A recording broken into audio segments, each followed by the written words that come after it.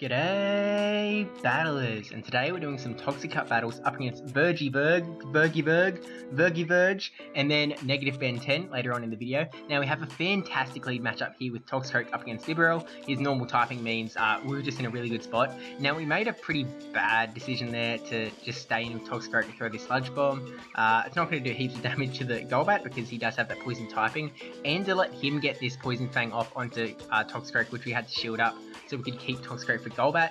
Overall, just really bad idea. I mean, I think I did try and switch, and then like the switch didn't work, and then I just didn't try again. I was just like, oh well, while I'm here, throw the Sludge Bomb. But yeah, not the best, and he does land that Shadow Ball onto the trash Wormadam. Can we ever get another one pretty soon? Or actually, I'm not sure how much Poison Fang is going to do. Actually, not much, the Steel typing. But we are almost able to take it out with that charge move and then do take it down.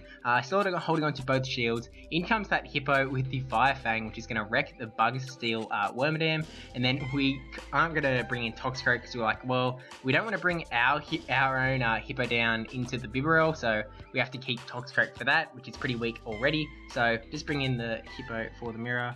And then, yeah, in comes the... And tried to switch there, but nope. I think that if I remember correctly, I think at that point I couldn't actually switch it. Like I was pressing the button and it wouldn't go.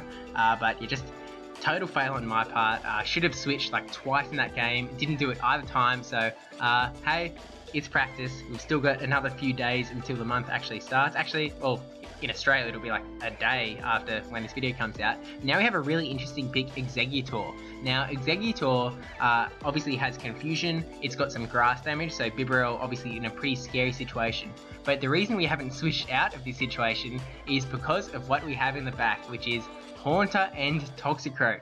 Now what Haunter and Toxicroak have in common is the poison typing, and they are both super weak to Confusion.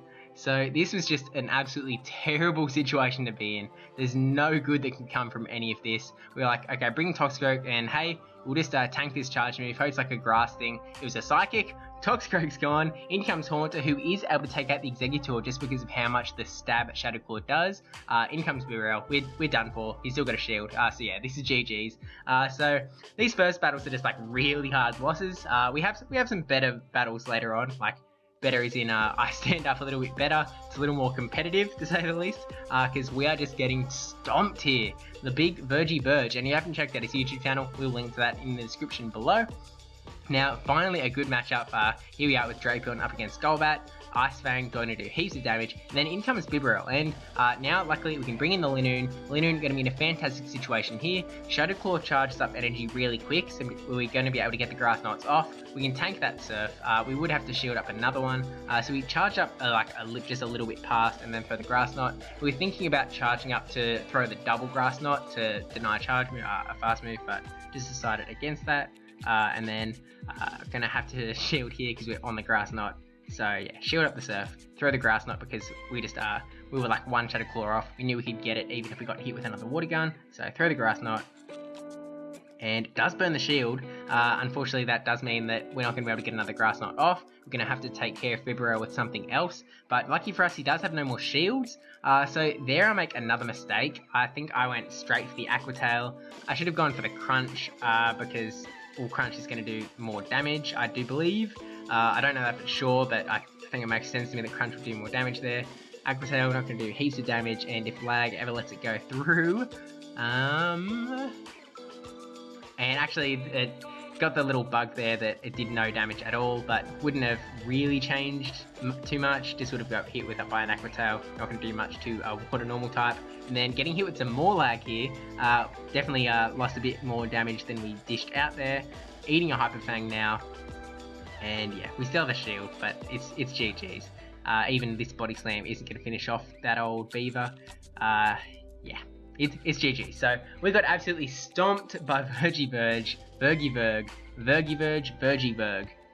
So let's try and win back some respect. Win some like brownie points. Like, you know, maybe bring our win-loss ratio of this video to like 3-3. 50-50 ain't bad. So yeah, playing against NegativeBen10 now, one of my patrons, so thank you very much for that. accidentally knocked the table there, but yeah, now Drapion up against Linoon, so not a fantastic situation here. If he has Dig, Dig's going to be super effective there, and we've got Wormadam and Bibarel in the back, so nothing that we really wanted to bring in. Dig would be super effective to the Wormadam, and then Grass Knot, obviously, as we saw earlier, going to be super effective to our little Bibarel. And it's actually a Thunder coming our way, so definitely was not expecting that, but I guess Thunder does have some play up against the Bibarel,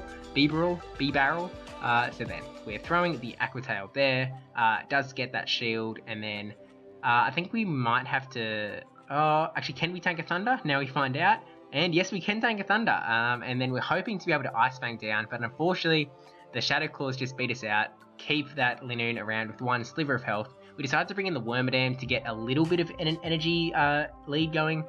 In comes the Steelix, so we're not in a great situation here.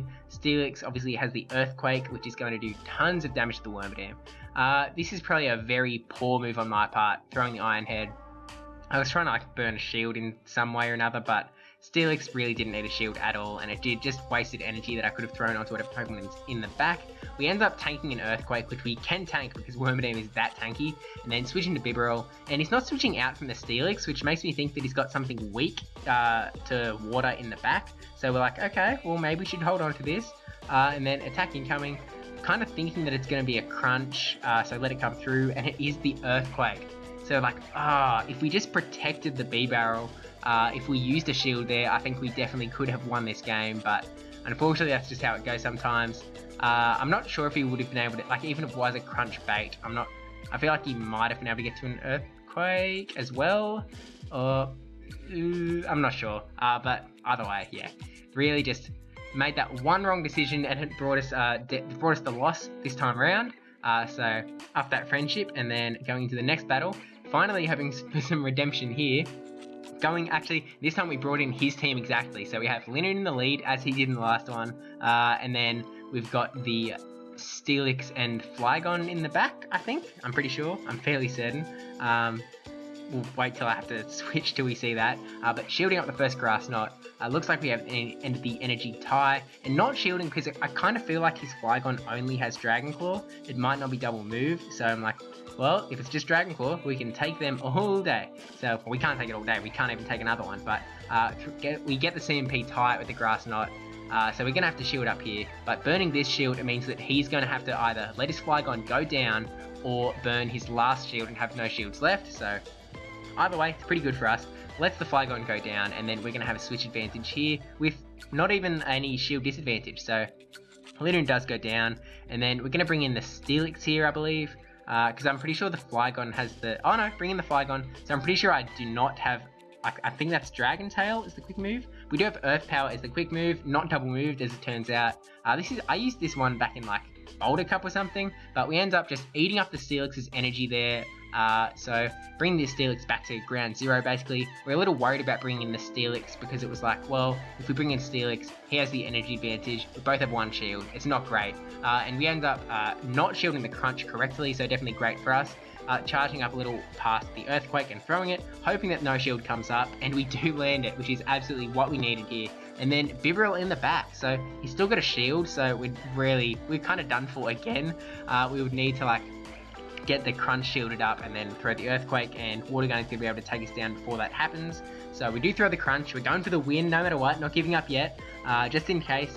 Crunch does get shielded, which is what we needed, but yeah, then we needed to get to the Earthquake. We were like, okay, maybe we'll just throw the crunch at that last second, but didn't go through, so we're actually 0-5 at the moment, so we'll just have to stick with that hashtag losers learn. Maybe we can get a win like in the very end, and we do have a favourable lead matchup with the Bibarel versus Steelix. In comes the Linoon, which is obviously not a great situation, but lucky for us, we're packing Toxicroak, and Toxicroak is going to make quick work of this.